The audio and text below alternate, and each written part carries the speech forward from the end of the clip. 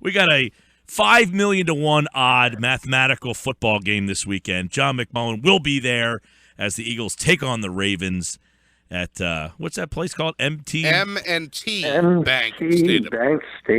There he is, John McMullen here. On this. What would you have tipped that guy? You didn't get your food for about an hour.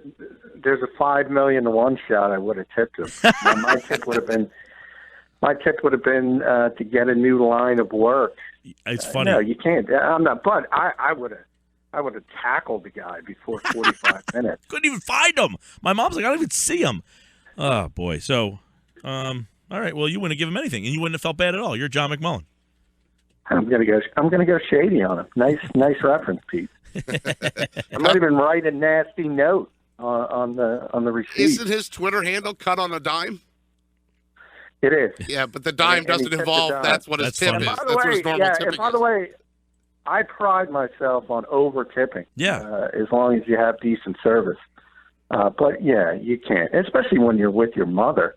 You're sitting there for an hour. I mean, come on. My mom is always, look, again, like I said, I love my mom to death. We go out to lunch here and there.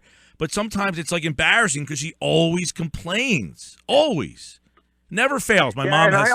But I will agree with you, Mike. I never send stuff back. No, you suck it up. The last thing you want to do is alienate the people that are preparing your food. Yeah, at that point, can never go well. Yeah, they got one over on you this time. Maybe next time, but all right, let's get into some stuff here, John, and see what's happening with this team. We got no Darren Sproles this week. I guess he headlines the long list of guys who won't play, which is interesting because I guess we're going to get a chance to see a couple other guys get some extended play, and that's what these games are about. Yeah, you're going to have to see Kenyan Barner not only play some running back, but he's going to be the punt returner and obviously return kicks as well, which he's been doing for most of the year since Josh Huff left, at least. But he was the healthy scratch last week, which was a bit of a surprise. Now he's going to have all these roles. He's going to be number 2 in the backfield. He's going to be the kick returner. He's going to be the punt returner. So you're going to get your fill of Kenyan Barner. And also Byron Maxwell promoted from the Marshall promoted from the practice squad. So he'll get some time, I would imagine, as the Eagles are down to 3 running backs. Hey, I want to get your take because I wasn't here the last couple of days, but it just kind of, you know, if I'm a Eagles fan and I see Michael Floyd and I have my shot and the team that ends up with him is the Patriots, I feel like, you know, like I think that's your answer. If it's like Tennessee that gets him, all right, Tennessee's taking a shot. But when New England takes it, doesn't that make you feel like you're the dummy and they know more than you? Well, I realize why people say that because New England has done it so many times, but you realize it's easier for them because they have so much capital built up from their history of being, as Jeffrey Lurie might say, the gold standard in this league. They can afford to take hits, whereas other franchises don't feel as comfortable picking up a guy who was arrested on Monday for falling asleep drunk at the wheel. And it was the 4th issue with alcohol Michael Floyd has had dating back to his days at Notre Dame. So there are significant issues off the field, and I can only imagine that's what eschewed the Eagles away from it because obviously he could help them from a talent perspective. He would step in here and become the best receiver this team had on day one, basically. So he could have certainly helped. It would have been an interesting way to improve at that particular position, one of your weakest, which you generally can't do this time of year. So it was an interesting situation. I talked about it with Scott and Pete. I said I would have done it. I would have taken the chance. If it doesn't work out, you spend $1.2 million. You get a head start. Look at him for 3 games, and if he doesn't look like he's got his act together, you just let him go.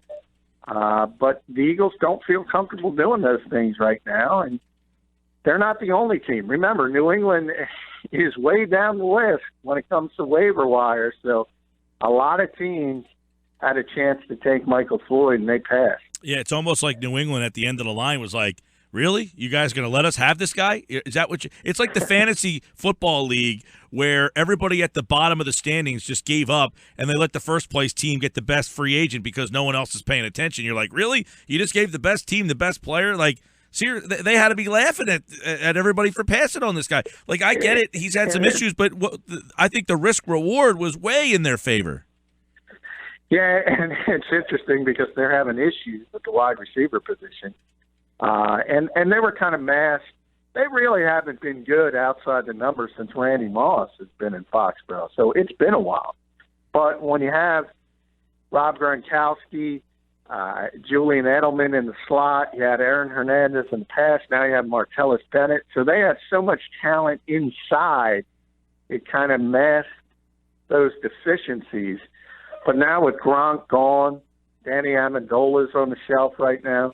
You know, they've been counting on Malcolm Mitchell, a rookie, who has made some plays recently, but that's New England. I mean, they know. But let me ask you this. Don't you think, John? They can't count on Malcolm Mitchell. Right. Don't you think, John, that the fact that the Eagles are eliminated for the most part even makes more sense for them to take this shot? Like, you don't have to try to work a guy in while you're in a playoff chase. You could take a shot if the guy makes a couple mistakes or whatever. You just want to get him in and practice and see what you – like, the fact that they are not a playoff team makes even more sense to go get them. Yeah, I mean, I think a lot of teams were probably penny-wise, dollar-foolish here because, remember, this is a former first-round pick, and he's on the last year of his rookie deal. So he was making a significant amount of money, and that has to be prorated over the final 3 weeks. And I think a lot of teams would have been calling the minute he cleared waivers. There probably would have been 10, 15 teams getting in line to take a look under their own terms. But for that amount of time and the fact that he's going to be a free agent after the season, as I said, I think in a lot of ways it's foolish, but I think that's what steered the Eagles and a number of teams away from it. John, one area that came to light in the Redskins game was the position of long snapper when John Dorenbos came out. They've signed a guy, Rick Lovato, and I guess I'm learning that he has as good a chance to make you a meatball sub or me a great cheesesteak as he does of snapping the ball effectively back to Donnie Jones. Now, he'll be a lot better than last week when John went down because it was ugly. First Brent Selleck, and then he gets hurt.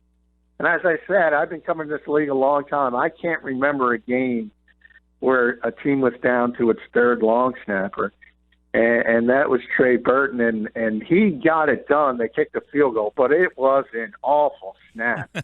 It was just high and going a million miles an hour. Donnie Jones deserves a ton of credit for corralling it and getting it down, and obviously Caleb Sturgis, who's having a great season, banged it through.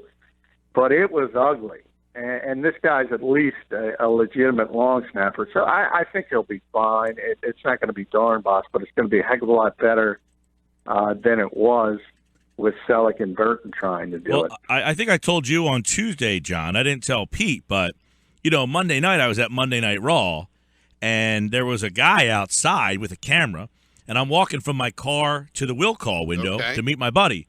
And the guy says, "Hey, buddy, you want to try long snapping?" And I said, "Yeah, sure, why not?" He throws me the football, and he lines up about 10, 15 yards behind me. And I just fired a strike right at his waist, and his face was like, whoa. And I was like, "See you later, buddy." Oh, that's awesome. You had that in your background? Yeah, I did some long snapping before. For the Ventnor Pirates? I don't think I did it at that level. I think in high school I might have done a little bit of it. I could. Should have showed up at NovaCare. Yeah. They could have used you because so I'm probably better than Rick Lovato is, and I also have some sandwich artistry in my background as well. No, I'm not. Rick is a legitimate long snapper. He's not better than me. Better than Selleck and Burton. I will give you that.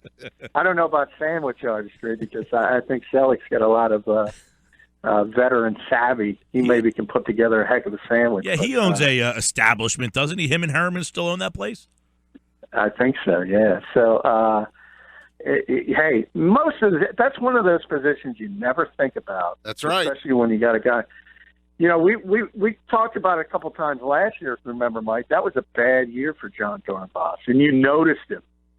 a few times. And when you have a really good long snapper, you never notice him.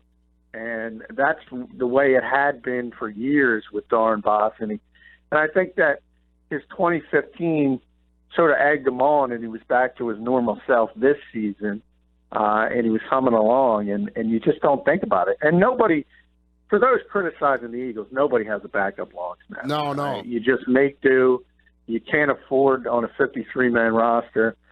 I always said when I covered Jared Allen was the best backup long snapper in the history of football. He could have done it as a career if he wasn't such a great pass rusher. But very few teams have a legitimate guy who can snap the ball like that, and it's just bad luck and worse luck when you lose two. Yeah, to your point, there's 23 regular long snappers in the NFL, John, who've been in the league 5 seasons or longer. It's kind of the position that teams don't like to fiddle with at all. They get a guy, they get him in there. You think the Eagles, they've had 2, Mike Bartram and Dornbos since 2000. Once you're in the fraternity, you're in. But yes, this 24-year-old Lovato, and the reason I brought up the sandwich stuff is that his parents have a sandwich shop. So, I mean, he's been making pork roll, egg, and cheese and cheddar sandwiches more than he's been on the NFL fields. But he does have time with the Packers. He has time with the Redskins. So, yes, there is some resume and some background, at least from this guy, instead of just Johnny so-and-so coming off the street or Mike Gill